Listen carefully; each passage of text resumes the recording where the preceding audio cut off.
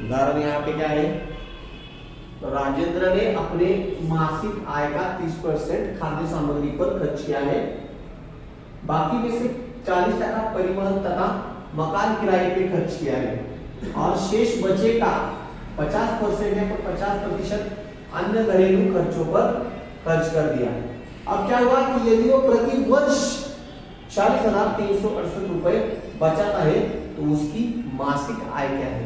अब ये जो इसने बचाए हुए हैं, ये बचाए हुए कितने हैं, 40,368, और वो कहाँ पे बचाता है, प्रति वर्ष के लिए बचाता है। अब मासिक आय और वर्ष, यहाँ पे हमें क्या देखना है कि वर्ष के महीने कितने होते हैं, एक वर्ष में 12 मास 12 महीने हो जाते हैं या फिर 12 माह हो जाते हैं, तो प्रत्येक माह की राशि एक ही बची हुई है या फिर एक कांस्टेंट राशि क्या है इसे यहाँ पे बची हुई, जो कि कितनी हो गई कुल मिलकर 40,368।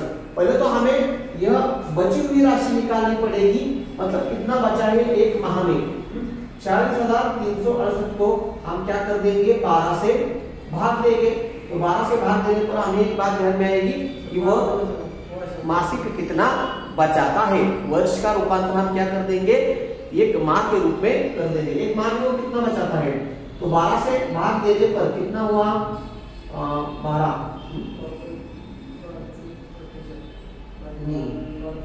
से 36, 12 से 3, 40 को 368, 40 368 कच्चा कर देंगे यहाँ पे हम, देखो 12 से 12 किया कितना हो गया, 36 हो गया, 100 कर दिया, यहाँ पे 0 3 कर दिया 3, यहाँ पे 12 को 8 से कर दे तो 12 से 8 कितना 46 हो जाएगा, और 3 का 6 से 13 से 7 कर देंगे तो कितना बन जाएगा, तो 7 और यहाँ पे 10 निकल जाएगा 76,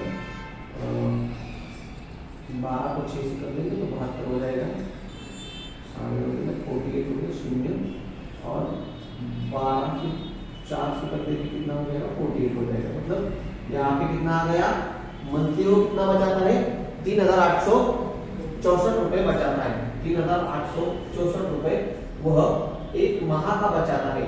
अब ये बचत तो मिल गई हमें, तो बचत मिल गई है तो हमें क्या करना है, अभी गणित को समझना है। तो पहले तो हम देखेंगे, यहाँ मानो 100 रुपया इसका क्या है, वेतन है। इस 100 रुपए में से पहले वो कितना खर्च कर देता है, 100 रुपए में से वो 30% खाद्य सामग्री पर खर्च कर देता है। तो 100 का 30% हम निकाल लेंगे। पहला तो यहाँ पे देखो 100 रुपए में से 30% खर्च कर दिए, मतलब कितने खर्च कर दिए, उसने 30 रुपए खर्च कर दिए। अब 100 में से 30 निकल गए तो बचे कितने उसके पास, 70 रुपए बच गए ध्यान में रखो। अब 70 में से भी वो क्या करते हैं, बाकी 40% परिवहन तथा मकान पर खर्च कर देता है।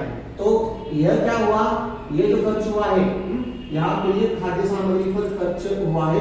अब मकान और क्या है, परिवहन, यहाँ का खर्च हम देखेंगे, मकान तथा परिवहन, यहाँ पे खर्च कितना हुआ है, मतलब परिवहन का खर्च देखेंगे यहाँ पे कितना है, 40%।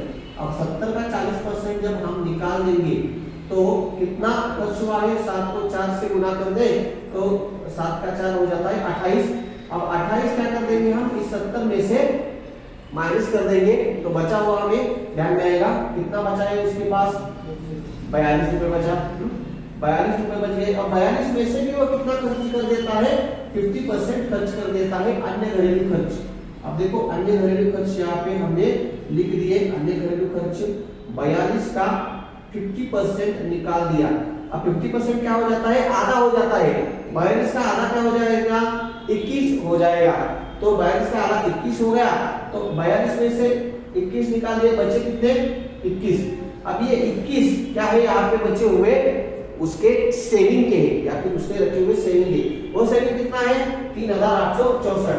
अगर 21 बराबर कितना है, 3,864 है, तो उसकी 100% वेतन कितनी हो सकती है, तो यहाँ पे हम निकाल देंगे इसका 100% का क्रॉस मल्टीप्लिकेशन करके 3,864 इंटू 100 डिवाइड बाय 21। अब 21 से 3,864 को भाग दो तो जो संख्या आएगी उसको यहाँ पे क्या कर देंगे, उसे 100 से गुना कर देंगे। अब यहाँ पे आपको शेष भाग जाता है तो शेष भाग दीजिए, या फिर क्या कर दीजिए, यहाँ पे हम हम रूपांतरित तरीके से यहाँ पे क्या करेंगे, उस भाग देने के लिए यह तरीके का इस्तेमाल कर देंगे। अब 21 का गुना कितना हो जाता है, 42 हो जाता है। तो मानो 21 है कि 21 यहाँ पे हम मान देंगे 8 में से गया, 7 रह गया, 3 में से गया, 6 गया। 21 में आगे हमें ढूंढना है 176 से नीचे या फिर 176 है क्या।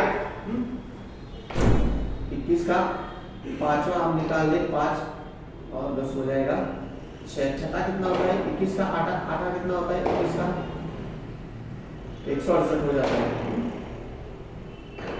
तो 21 का 8 हो गया 168, 16 में से 8 निकल गए, 8 बन गए और 84। 21 का 4 क्या बन गया, 84 बन गया। बचे कितने 184। तो 184 इनको 100 कर दिया तो हमारे पास सैलरी कितनी हो गई, 8,400 रुपए उसकी क्या हो गई सैलरी, सॉरी 18,400 रुपए उसकी क्या हो गई सैलरी हो गई। यह मासिक आय उसकी बन गई। ध्यान में आया। इस तरीके से यह उदाहरण हमें सॉल्व करना है।